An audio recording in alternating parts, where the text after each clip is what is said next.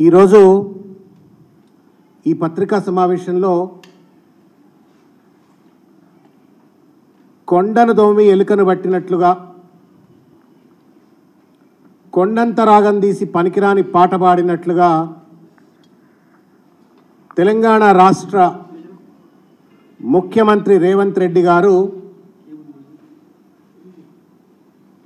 దావోస్కెళ్ళి వ్యవహరించినటువంటి ఒక అనుచితమైనటువంటి ఒక వైఖరి పట్ల అబద్ధాల పట్ల తెలంగాణ సమాజానికి తెలియజెప్పడం కోసం అని చెప్పని ఈరోజు ఈ పత్రికా సమావేశాన్ని ఏర్పరచడమైంది.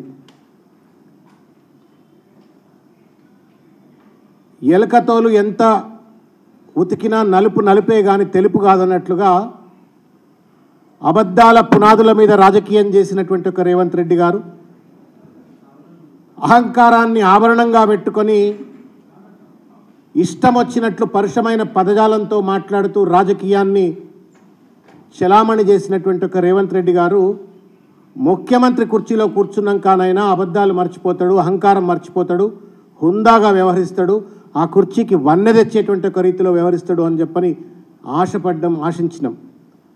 కానీ దానికి భిన్నమైనటువంటి ఒక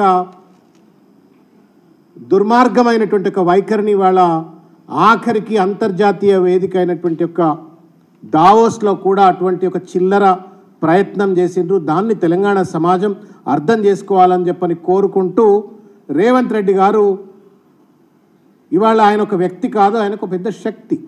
తెలంగాణ ప్రభుత్వానికి ముఖ్యమంత్రి హోదాలో ఉండి ఒక కంట్రీ లెక్క వ్యవహరించకుండా ఒక హుందాగా ఉండాలని చెప్పని ఆయన వైఖరిలో మార్పు రావాలనే ఉద్దేశంతో కూడా తెలంగాణ ప్రజల పక్షాన ఈరోజు ఈ పత్రికా సమావేశాన్ని పెట్టడం అయింది.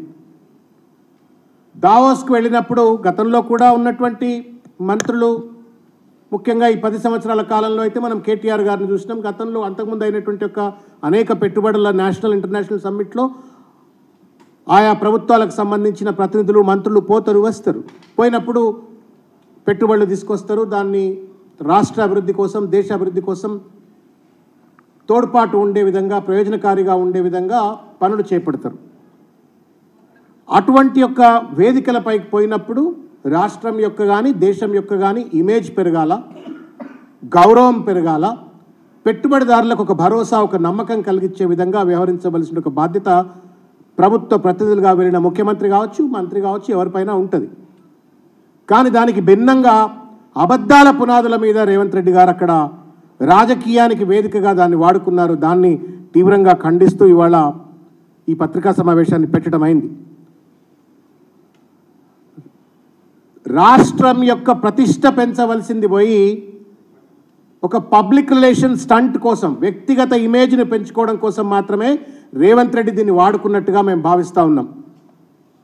చదువులో కానీ అనుభవంలో కానీ ఆయన కంటే ఒక మెట్టి ఎక్కువలే ఉన్నటువంటి ఒక శ్రీధర్ బాబు గారు సాక్షాత్తు సంబంధిత శాఖ మంత్రి, ఐటీ అండ్ ఇండస్ట్రీస్ మినిస్టర్, ఆయనను ఓవర్ షాడో చేసే విధంగా, ఆయనను కప్పిపుచ్చే విధంగా ముఖ్యమంత్రి వెళ్ళి ఆ సమావేశంలో కూర్చుంటే ఈయన కంటే ఎక్కువగా పర్ఫార్మెన్స్ చేయాల్సిన అవసరం ఉంటుంది. ఈయన కంటే ఎక్కువగా రాష్ట్రానికి సంబంధించిన అంశాలను ప్రజెంట్ చేసి దేశ స్థాయి ప్రపంచ స్థాయిలో రాష్ట్రం యొక్క ఇమేజ్ని పెంపొందించాల్సింది పోయి నలుగురు చూసి నవ్వేటువంటి ఒక రీతిలో రేవంత్ రెడ్డి గారు వ్యవహరించారు. ఈ మాట చాలామంది సోషల్ మీడియాలో మాట్లాడుతూ టీఆర్ఎస్ పార్టీకి సంబంధించిన నాయకులు కూడా మాట్లాడినట్టయితే ఏం భాష గురించి మాట్లాడితే ఉంది, ఇంగ్లీష్ లాంగ్వేజ్ రావాల్సిన అవసరం ఏముంది, ఇంగ్లీష్ వచ్చిన వాళ్ళు ఇవాళనే చూసిన ఎన్ఎం శ్రీనివాసరెడ్డి గారని మహబూబ్నగర్ సంబంధించిన కొత్త ఎమ్మెల్యే, ఇంగ్లీష్ వచ్చిన వాళ్ళంతా దొంగలైనరు, బ్యాంకులు దోచుకున్నారు అని చెప్పని మాట్లాడినారు. It's not the question of language. భాష గురించి మాట్లాడతలా, భావం గురించి మాట్లాడుతూ ఉన్నాం. రష్యన్ ప్రెసిడెంట్ పుతిన్కి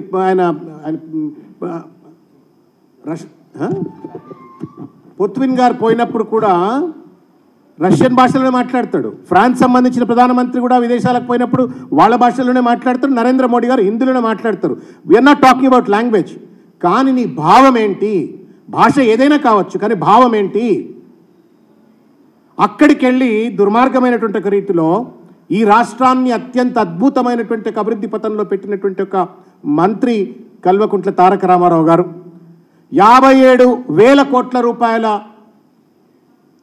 ఎక్స్పోర్ట్స్ ఉన్నటువంటి ఐటీ ఇండస్ట్రీ 10 సంవత్సరాల కాలంలో దాదాపు 2,40,000 కోట్ల రూపాయల ఐటీ ఎక్స్పోర్ట్స్కు పెంచినట్టు ఒక ఘనత కేటీ రామారావు గారిది.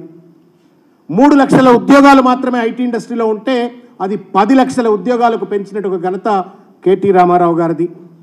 టీఎస్ ఐపాస్ ద్వారా దాదాపు 17.5 లక్షల ఉద్యోగాలు కల్పించి పరిశ్రమను అభివృద్ధిని ద్విగుణీకృతం చేసినటువంటి ఒక చరిత్ర బీఆర్ఎస్ ప్రభుత్వాన్ని, కేసీఆర్ గారి నాయకత్వాన్ని, కేటీఆర్ గారి యొక్క పనితీరు. 2.5 లక్షల కోట్లు, 23,000 కంపెనీలు ఇట్లా టీఎస్ ఐపాస్ ద్వారా కానీ ఐటీ ఇండస్ట్రీ గ్రోత్ కానీ టీ వర్క్స్, టీ హబ్ ఇట్లా రీసెర్చ్ అండ్ ఇన్నోవేషన్ అంతా ప్రమోట్ చేసి అద్భుతంగా అంతర్జాతీయ వేదికల మీద తెలంగాణ అంటే ఒక గౌరవం తెచ్చే విధంగా కేటీఆర్ గారు పనిచేస్తే ఒక నేషనల్ మీడియాకి ఇంటర్వ్యూ ఇస్తూ డూప్లికేట్ అని చెప్పని కేటీఆర్ గారిని తూలనాడే ప్రయత్నం చేశాడు.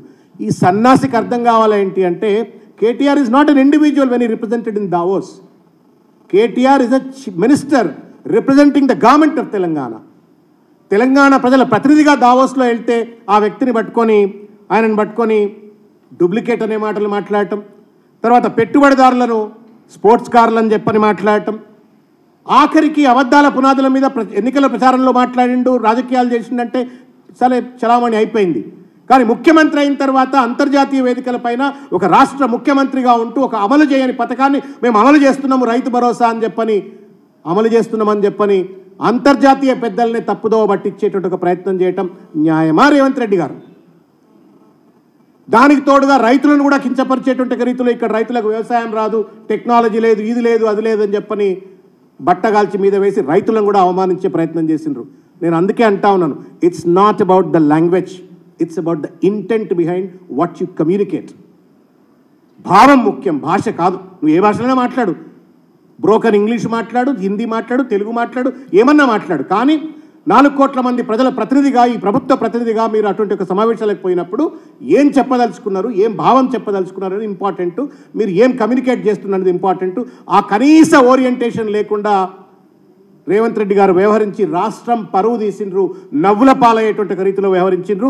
ఇది సరిదిద్దుకోవాలా, భవిష్యత్తులో ఎప్పుడైనా పోయే అవకాశం ఉంటే అని చెప్పని చెప్తూ, అయినా చదువుకున్న వాళ్ళు నీకంటే అనుభవమైన మంత్రులు ఉన్నారు కదా శ్రీధర్ బాబు గారు, వాళ్ళని పనిచేయనియండి అని చెప్పని కూడా రేవంత్ రెడ్డి గారికి నేను ఈరోజు సూచన చేస్తూ ఉన్నాను. ఇకపోతే